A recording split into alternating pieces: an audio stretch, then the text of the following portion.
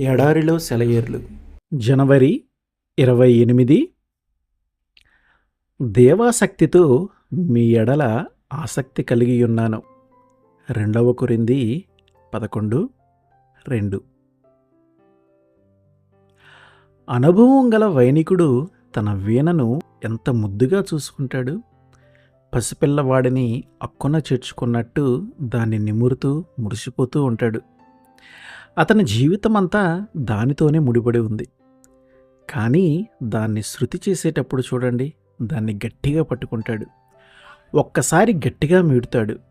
అది నొప్పిలో ఉన్నట్టు తెరలు తెరలుగా నాదం వస్తుంటే దీక్షగా దాని పైకి వంగి ఆ నాదాన్ని వింటాడు. దాని శబ్దం సరిగ్గా లేకపోతే ఆ తీగను లాగి బిగిస్తాడు.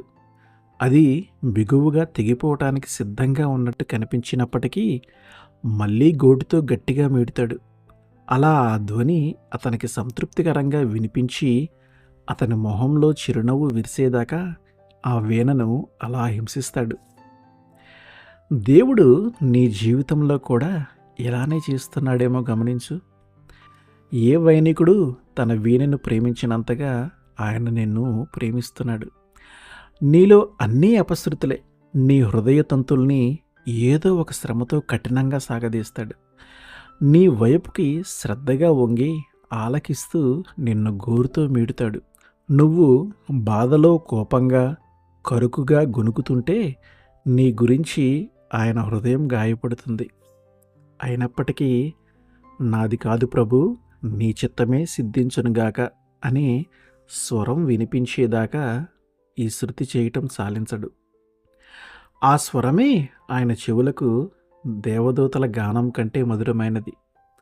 నీ హృదయం బుద్ధి తెచ్చుకొని ఆయన వ్యక్తిత్వంలోని పరిశుద్ధమైన లయను రాగాన్ని సమ్మిళితం చేసుకునేదాకా మీటుతూనే ఉంటాడు.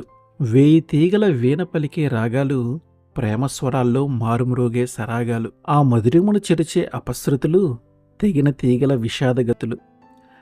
ప్రేమ తరంగాలున్నాయి అసురనయనాల్లో. కిరీటముంది సిలువు మూసిన చేతుల్లో. శ్రమించనివాడు విజేత కాలేడు, కష్టపడనివాడు విశ్రాంతి పొందలేడు. దౌర్భాగ్యపు కన్నీళ్ళు, ఆనంద బాష్పాలు కావాలంటే రెండూ కోరుకో, లేదంటే ఏ ఒక్కటి దక్కదు. ఒక్కటే కావాలంటే తట్టుకోలేదు హృదయం. ఆమెన్.